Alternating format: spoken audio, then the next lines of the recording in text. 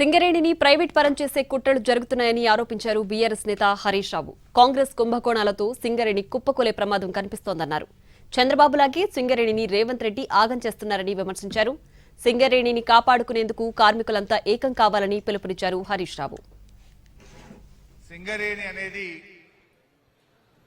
దక్షిణ భారతదేశంలో ఏ రాష్ట్రానికి కూడా లేనటువంటి ఒకే ఒక్క సంస్థ, అది మన తెలంగాణకు మాత్రమే సొంతం.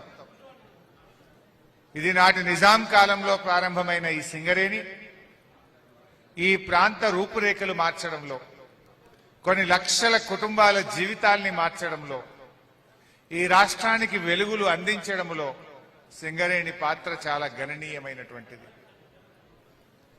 ఇవాళ ఈ కాంగ్రెస్ పాలనలో ఆ సింగరేణిని ప్రైవేట్ పరం చేసే కుట్రలు జరుగుతూ ఉన్నాయి. ఆ సింగరేణి ఈ కాంగ్రెస్ పాపాల పుణ్యమాని, కాంగ్రెస్ చేస్తున్న కుంభకోణాల పుణ్యమాని అది కుప్పకూలే ప్రమాదం ఏర్పడతా ఉంది. సింగరేణి అంటే కేసీఆర్ గారికి ఎంతో ప్రేమ.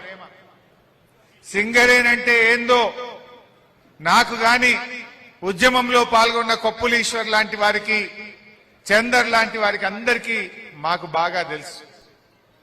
సకల జనుల సమ్మెలో ఆర్టీసీ బస్కపయ్యా నై చలేగా అని ఆర్టీసీ కార్మికులు సమ్మెకి దిగినరు.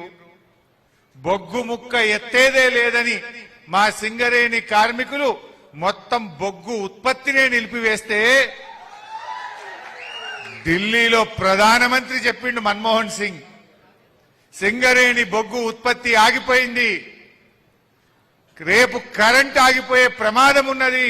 ఎందుకంటే మన బొగ్గు అటు మహారాష్ట్రకు, ఇటు కర్ణాటకకు, ఇటు తెలంగాణకు, వివిధ రాష్ట్రాలకు, ఆంధ్రప్రదేశ్కు బొగ్గు సప్లై చేస్తాం.